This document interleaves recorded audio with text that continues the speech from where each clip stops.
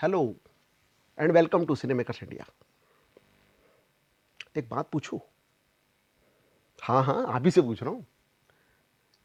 क्या आप घर के लिए फुल एचडी या 4K प्रोजेक्टर लेने का प्लान कर रहे हैं? अगर हाँ, तो इस वीडियो को बिना स्किप करें लास्ट तक देखिए। बहुत इंफॉर्मेटिव वीडियो होने वाला है, बहुत मज़ा आएगा।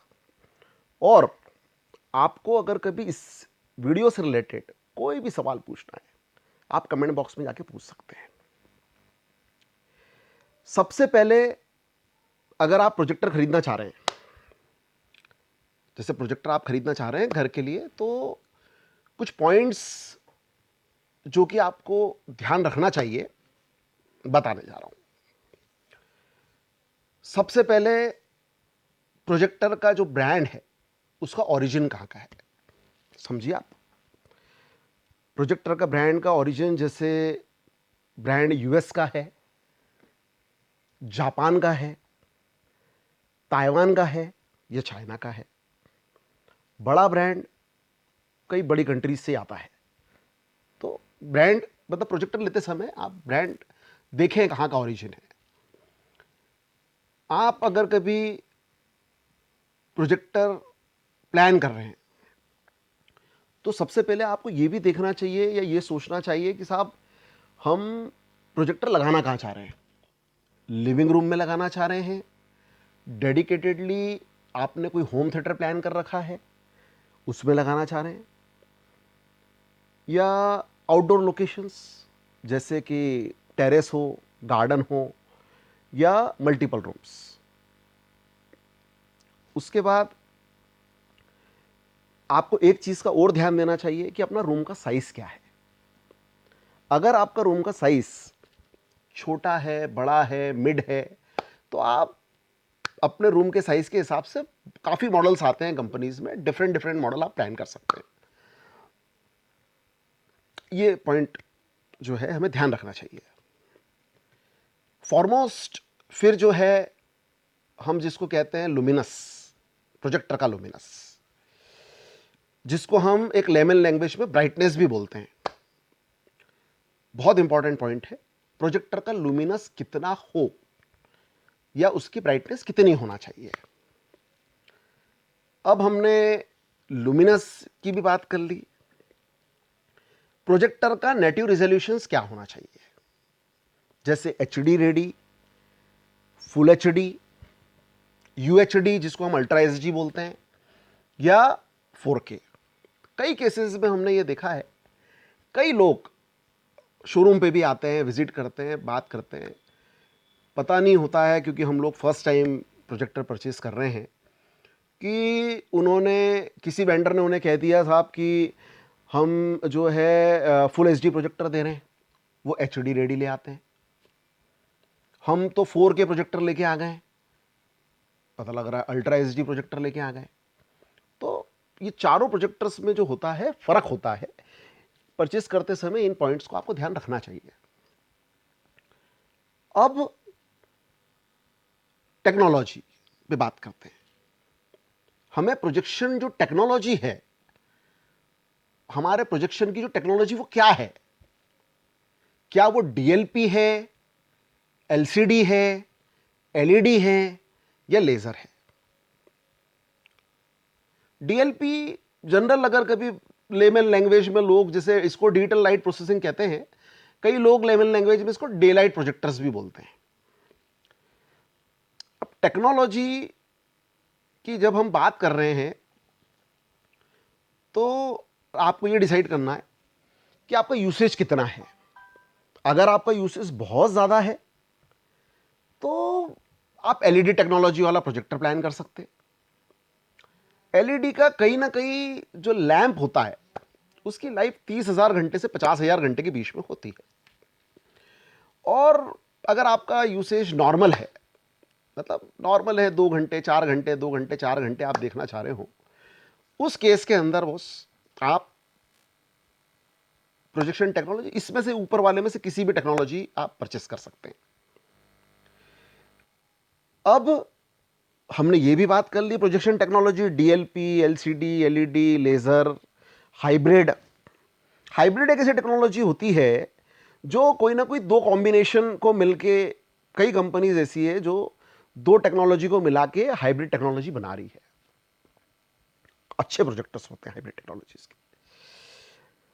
उसके बाद जो एक पॉइंट हमें ध्यान रखना चाहिए कि प्रोजेक्टर का नेटिव एक्सपेक्ट रेशो क्या है। नेटिव एक्सपेक्ट रेशो से कहना कि जैसे हम लोग जनरल डेटा प्रोजेक्टर्स की बात करें, डेटा प्रोजेक्टर कहीं ना कहीं 4:3 रेशो में आता है। ऐसे ही जब हम होम थिएटर या मूवी से रिलेटेड जब बात करते हैं तो उसका नेटिव एक्सपेक्ट रेशो 16:9, कई केसेस में 2.35:1 होता है।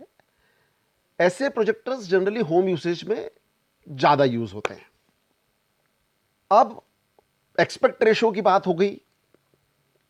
कॉन्ट्रास्ट रेशो, कॉन्ट्रास्ट रेशो अगर कभी आपका, बहुत इंपॉर्टेंट पॉइंट है। कॉन्ट्रास्ट रेशो से आप यह समझें कि जितना अच्छा आपका प्रोजेक्टर का कॉन्ट्रास्ट रेशो होगा उतना ही कहीं ना कहीं आपको जो है अच्छे कलर्स, जिसमें हम बोलते हैं कलर्स कि अच्छे कलर्स या वाइब्रेंट कलर्स आपको देखने मिलेंगे। तो कॉन्ट्रास्ट रेशियो एक बहुत इंपॉर्टेंट पार्ट है, आपको इस पर ध्यान रखना चाहिए। अब हम बात करें प्रोजेक्टर के लैंप की, लैंप लाइफ और लैंप वारंटी। यह टर्मिनोलॉजी ऐसी है जिसमें हमने एक बहुत कंफ्यूजन देखा है। जनरली हम लोग जब कस्टमर डील करते हैं या वैसे अगर बात करते हैं, लैंप वारंटी और लैंप लाइफ, बहुत फर्क होता है इसमें। लैंप की वारंटी मतलब जो कंपनी जितनी लैंप की वारंटी कवर करेगी उसको हम बोलेंगे लैंप की वारंटी। और लैंप की लाइफ, जनरली लैंप की लाइफ कहीं ना कहीं वेरी करती है 5,000 घंटे से 15,000 घंटे तक। लैंप की वारंटी ऑलमोस्ट अगर कभी बात करें तो 500 घंटे 1000 घंटे तक होती है। और ये एलईडी के केस में, एलईडी प्रोजेक्टर अगर कभी आप लेने जा रहे हैं तो एलईडी के केस में ये कई भी करीब 30,000 घंटे से 50,000 घंटे के बीच में वेरी करती है। अब प्रोजेक्टर खरीदते समय एक और पॉइंट है जिस पे हमें ध्यान रखना चाहिए कि क्या जो ब्रांड हम लेने जा रहे हैं उसका सर्विस सेंटर लोकल है या नहीं है। अगर उसकी वारंटी पीरियड खत्म हो जाती है, उस वारंटी पीरियड खत्म होने के बाद क्या होगा। हमें प्रोजेक्टर की सर्विस के लिए भटकना तो नहीं पड़ेगा क्योंकि हार्ड अर्न मनी है।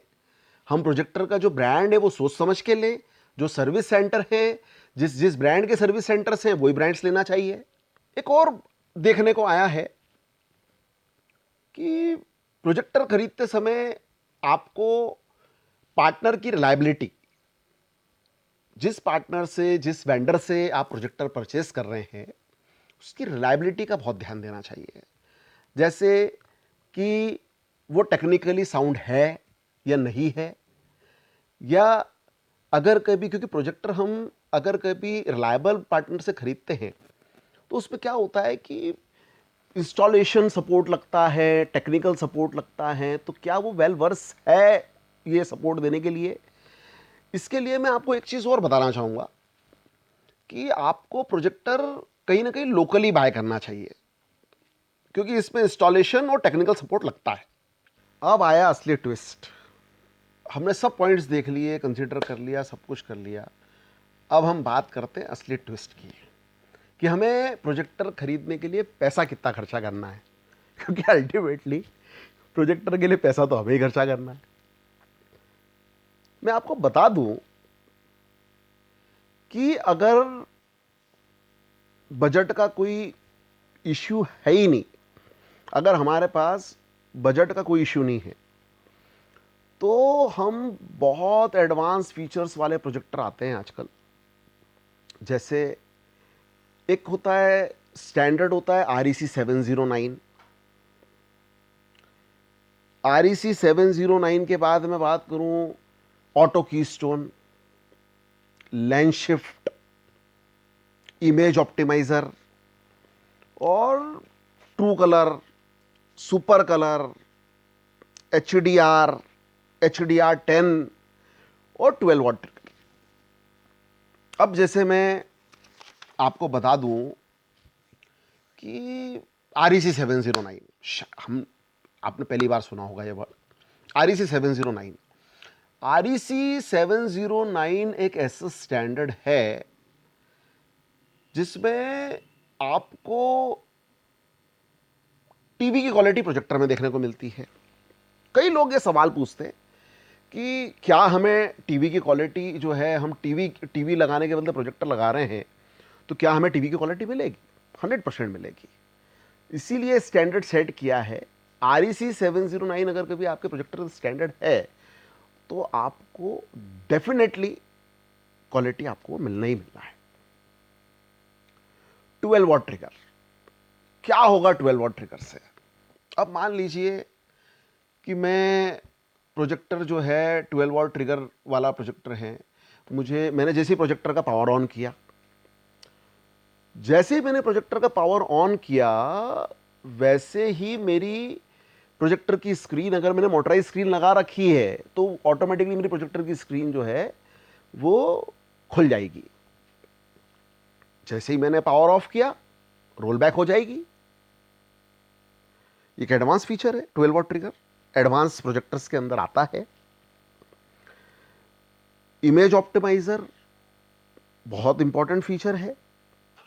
आजकल तो इतने एडवांस फीचर वाले प्रोजेक्टर्स आ गए हैं कि आप प्रोजेक्टर के अंदर इंटरनल मेमोरी आ गई है। आप 16 GB तक के इंटरनल मेमोरी हैं, उसके अंदर आप आपके कंटेंट स्टोर कर लें, कंटेंट डायरेक्ट प्ले कर लें। इनबिल्ड स्पीकर्स आने लगे हैं, इनबिल्ड बैटरीज आने लगी हैं। एप्टॉइड स्टोर मतलब ऐप स्टोर है, उसके अंदर आप ऐप इंस्टॉल करें और डायरेक्ट आप जो है स्ट्रीमिंग आपको अगर कभी करनी है तो आप कोई भी स्ट्रीमिंग जो है कर सकते हैं। उसके बाद आपके जो है प्रोजेक्टर्स एलेक्सा और आपका जो क्या बोलते हैं गूगल होम से कंट्रोल हो जाते हैं। अगर आपने घर में ऑटोमेशन करवा रखा है, बहुत सारे मोड्स भी देखने मिले हैं आजकल प्रोजेक्टर के अंदर। जैसे हम अगर कभी देखें तो क्या बोल सकते हैं, आपका movie mode, game mode, sports mode. इस मोड में आप यूसेज के हिसाब से जो है वो ऑटोमेटिकली ब्राइटनेस जो है आप चेंज कर सकते हैं।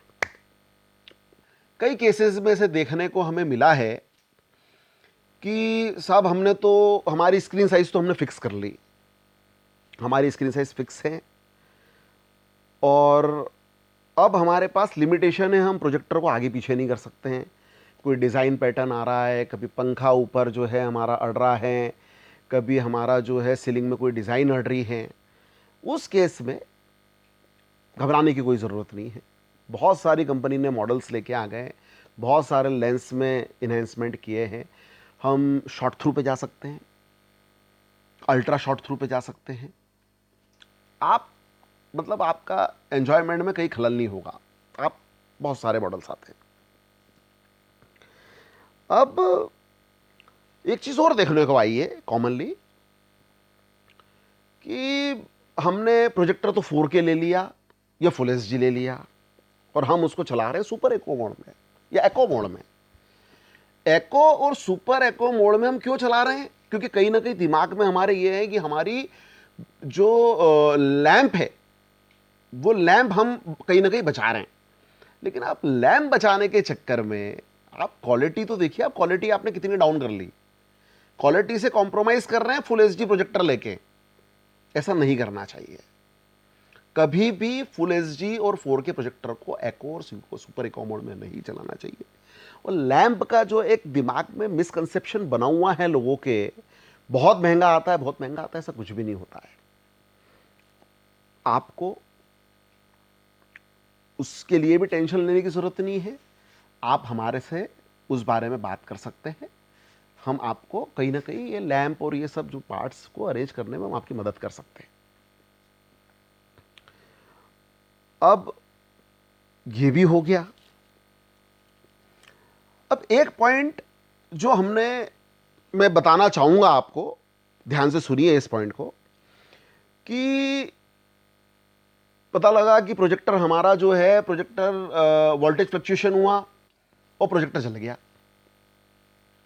अब प्रोजेक्टर जल गया तो हम तो ये समझ के बैठे हैं कि वारंटी हमारी साल भर की, 2 साल की है। लेकिन मैं आपको बता दूं कि प्रोजेक्टर अगर कभी फिजिकली डैमेज होता है या जल जाता है तो उसकी कंपनी के तरफ से कोई भी वारंटी गारंटी नहीं आती है।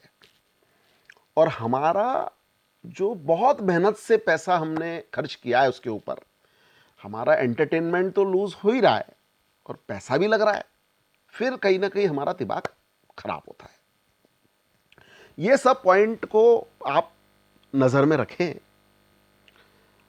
और आपको प्रोजेक्टर मतलब लेते समय आपको ये सब ध्यान रखना चाहिए। अब ये तो सब हो गया, हमने आपको इतने सारे पॉइंट, ये वो, ये खरीदना, ऐसा खरीदना, वैसा खरीदना, ये ध्यान रखना, वो ध्यान रखना, आप हमारा क्या ध्यान रखोगे ये तो बताइए। हमने इतने अच्छे कंटेंट्स हम आपके लिए बना रहे हैं और इतनी मेहनत कर रहे हैं, तो कम से कम हम आपसे कुछ कुछ हद तक के कुछ मांगने के हकदार तो बन ही गए हैं। ये अब आप समझे कि हम हक तो रखते हैं आप पे इतना। मैं कहूँगा आपको कि आप हमारे इस चैनल को, इस वीडियो को लाइक करिए, सब्सक्राइब करिए और अपना प्यार ऐसे ही बनाए रखिए। इससे क्या होगा कि हमें आप लोग ही मोटिवेट करेंगे कि साहब हमें किस तरीके से कंटेंट लाना है, किस तरीके की वीडियो बनाने हैं। तो मैं चाहूँगा कि आप अपना प्यार इसी तरीके से दिखाएं, लाइक के फॉर्म में और सब्सक्राइब के फॉर्म में। Thank you.